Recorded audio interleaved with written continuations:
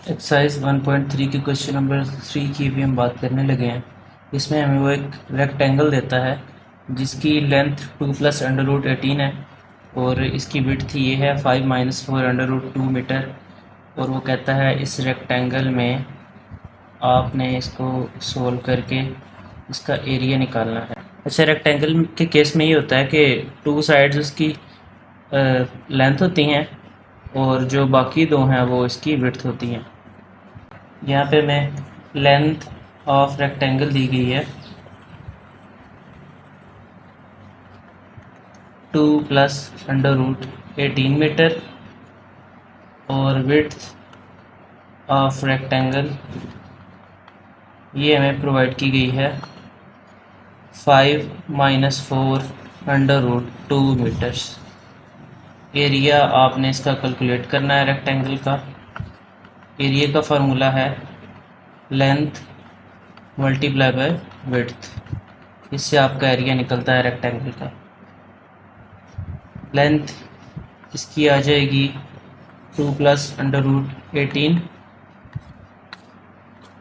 और विड्थ इसकी आ जाएगी 5 माइनस 4 अंडर रूट 2। इसको थोड़ा सा सिंप्लीफाई कर लेते हैं। 18 को हम लिख सकते हैं 9 मल्टीप्लाई बाय 2 क्योंकि 9 का अंडर रूट निकल आता है 3। तो इसको हम 9 मल्टीप्लाई बाय 2 की फॉर्म में कर रहे हैं। सिमिलरली इस 4 को हम लिख रहे हैं 2 मल्टीप्लाई बाय 2 की फॉर्म में। अब ये सॉल्व होके तो ये 3 बाहर चला जाएगा और ये कुछ इस फॉर्म में आ जाएगा। सिमिलरली यहाँ पे इस 2 को हम कन्वर्ट कर रहे हैं अंडर रूट 2 की फॉर्म में। ये किस तरह से है कि अगर 2 को हम लिखें अंडर रूट 2 तो वो बनता है अंडर रूट 2 का स्क्वायर।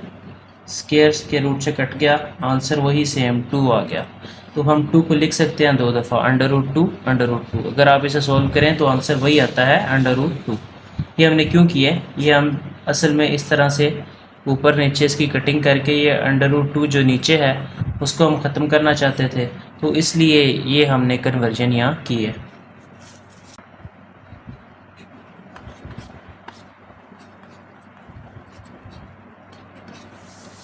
अब ये इस फॉर्म में हमारे पास आ गया।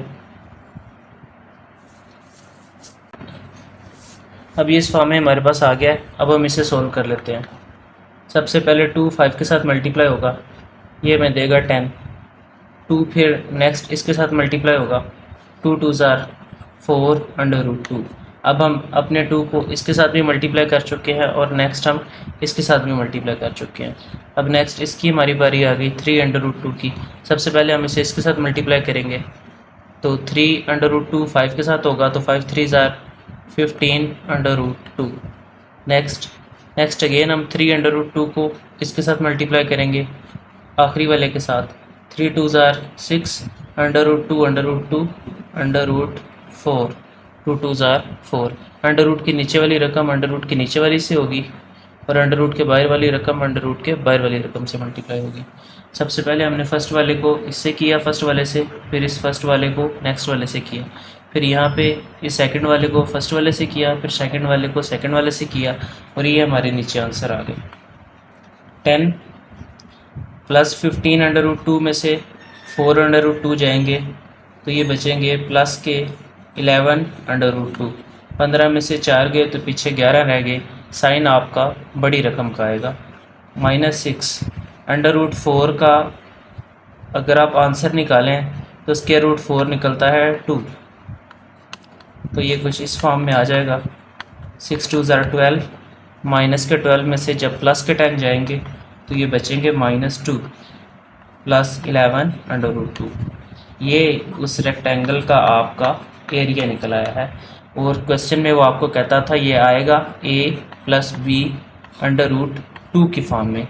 यहाँ पे a की वैल्यू आपकी बनती है -2 और b की वैल्यू आपकी बनती है 11। तो इस तरीके से ये सोल्व होके ये आंसर आपका एरिया का निकलेगा रेक्टेंगल का। एक्सरसाइज 1.3 के क्वेश्चन नंबर 4 में वो कहता है कोई से दो नंबर हैं, चाहे आप ए बी लें एक्स वाई लें जो भी लें। यहाँ पे हम सपोज कर रहे हैं, सपोज टू नंबर्स आर कि जो आपने दो नंबर्स लिए हैं वो हैं आर एक्स एंड वाई, वो एक्स एंड वाई हैं। तो वो कहता है अगर इन दो नंबर्स को जो आपने सपोज किए हैं प्लस करें तो 68 आता है, अगर आप इनको माइनस करें, इनका डिफरेंस निकालें तो ये 22 आता है। यानी अगर आप इन दोनों को प्लस करें एक्स और वाई को तो वो 68 के बराबर आएगा, अगर आप इनका डिफरेंस निकालें, इनको माइनस करें तो ये 22 आएगा। यहाँ पे वो पूछ रहा है कि वो कौन से दो नंबर हैं, फाइंड नंबर्स।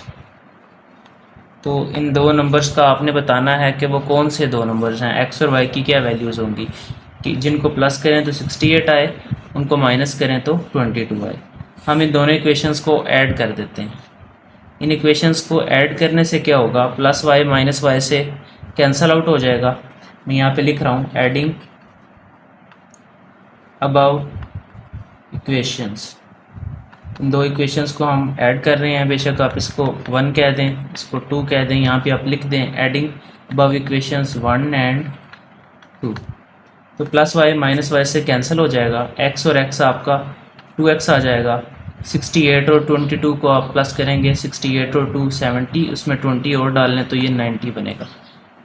यहाँ पे 2 मल्टीप्लाई और x के साथ जब दूसरी तरफ जाएगा तो ये 2 डिवाइड हो जाएगा, 2 45 ज़ार 90, ये हमारी x की वैल्यू निकल आई है। अब आप x की वैल्यू को बेशक इक्वेशन नंबर 1 में पुटअप कर लें या इक्वेशन नंबर 2 में पुटअप कर लें, जिस मर्ज़ी आप इक्वेशन में लगा लें, आपको दूसरी वैल्यू y की मिल जाएगी। मैंने इसको x की वैल्यू को इक्वेशन नंबर 1 में पुट किया है, हमारी x की वैल्यू 45 आई थी, ये इधर y के साथ प्लस हो रही है तो दूसरी तरफ जाके ये माइनस हो जाएगी, तो 68 में से 45 जाएंगे तो आपका आंसर आ जाएगा 23। अब आप इसको वेरीफाई करना चाहें तो वेरीफाई भी कर सकते हैं। अगर आप 45 और 23 को जमा करें तो 28 ही आता है। और जो दूसरी इक्वेशन जिसमें वो कहता था कि अगर आप इन दोनों को माइनस करें तो आंसर 22 आता है, तो उसको आप वेरीफाई बेशक इसको भी कर लें। x की हमारी वैल्यू 45 आई है और y की 23 आई है। अगर आप इन दोनों को माइनस करते हैं तो आपका आंसर वाकई ही 22 आता है। तो इससे ये वेरीफाई भी हो रहा है कि जो आपके आंसर निकले हैं x और y के वो ठीक हैं। x का हमारा आंसर 45 है और y का हमारा आंसर 23 है।